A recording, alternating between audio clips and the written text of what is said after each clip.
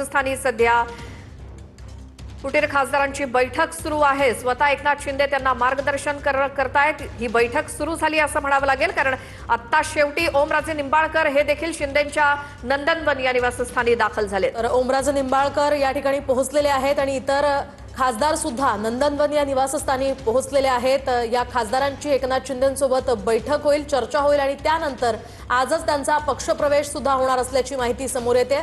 6 फुटीर खासदारांची पत्रकार परिषद आता काहीच वेळामध्ये होणार आहे। बरोबर 4 वाजता हे सगळे खासदार एकनाथ शिंदे यांच्या समवेत समोर येणार आहेत, सर्वांच्या मीडियाच्या समोर येणार आहेत आणि त्यांचा अधिकृतपणे शिंदेंच्या सेनेमध्ये प्रवेश होणार असं सांगितलं जात आहे। आणि त्याच आधी हे सर्व खासदार शिंदेंच्या निवासस्थानी म्हणजेच नंदनवन बंगल्यावरती सध्या आहेत। एकनाथ शिंदे त्यांना मार्गदर्शन करतायत आणि त्यानंतर पत्रकार परिषद होणार आहे। दुसरीकडे ठाकरेंच्या सर्व आमदारांची शिवालय या ठिकाणी बैठक सुरू आहे। आमचे प्रतिनिधी दिनेश दुखंडे त्या ठिकाणी आपल्या सोबत आहेत। दिनेश जी, आपण पाहतोय ठाकरेंचा हा डॅमेज कंट्रोल साठी प्रयत्न सुरू असल्याचं बोललं जात आहे। या बैठकी संदर्भातले सध्याचे काय अपडेट्स आहेत?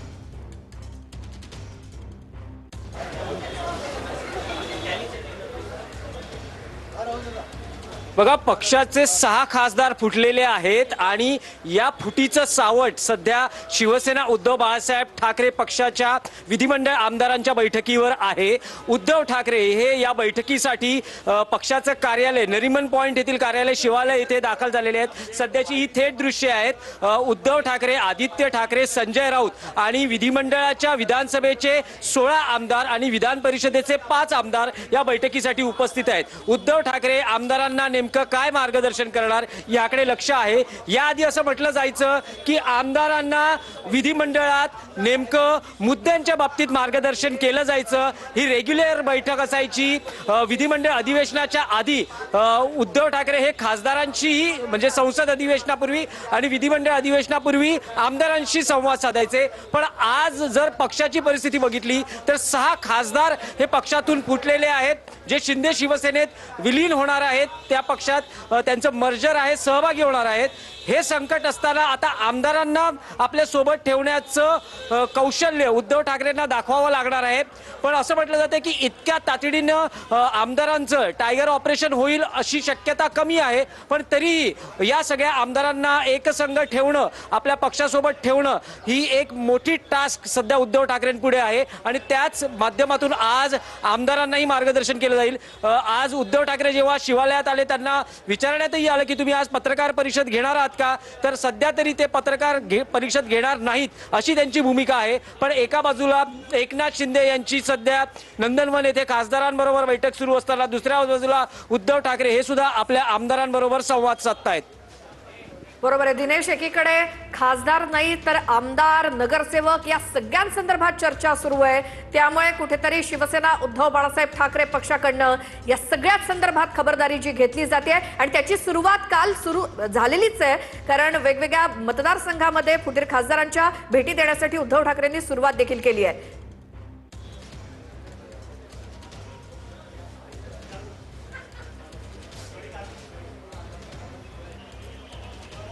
होय, जे सगळे खासदार फुटलेले आहेत त्यांच्या मतदारसंघात उद्धव ठाकरे हे दौरा करणार आहेत। याची सुरुवात ईशान्य मुंबईपासून सुरू झाली आहे आणि 27, 28, 29 जूनला उद्धव ठाकरे हे संपूर्ण महाराष्ट्रात जिथे हे खासदार फुटले आहेत त्यांच्या मतदात्यात आणि तिथल्या शिवसैनिकांशी बोलतायत। पण आज विधिमंडळातल्या आमदारांच्या बैठकीत उद्धव ठाकरे आमदारांपुढे काय नेमकी त्यांची भूमिका मांडतात। वर्धापन दिनाच्या भाषणातही उद्धव ठाकरेंनी त्यांची व्यापक भूमिका, सविस्तर भूमिका मांडली आहे। काल भांडूपमध्येही उद्धव ठाकरेंनी आमदारांच्या खासदारांच्या फुटीवर त्यांची भूमिका मांडली आहे। पण शिवसैनिकांना चार्ज ठेवणं, शिवसैनिकांना मार्गदर्शन करणं, सुसंवाद असणं या दृष्टीनं आता प्रयत्न होत आहेत आणि जे उद्धव ठाकरे यांच्या नेतृत्वावर खासदार प्रश्नचिन्ह निर्माण करता आहेत त्याची काही उत्तरं कदाचित आज आमदारांना या बैठकीत मिळू शकतात। पण थोड्याच वेळात स्पष्टता होईल की आमदारांना नेमकं उद्धव ठाकरेंनी काय मार्गदर्शन केलं। पण बैठकीसाठी 16 आमदार विधानसभेचे आणि 5 आमदार हे विधान परिषदेचे। नक्कीच दिनेशजी, या संदर्भातले अपडेट्स तुमच्याकडनं जाणून घेत राहणार आहोत। तुम्ही आमच्यासोबत असेल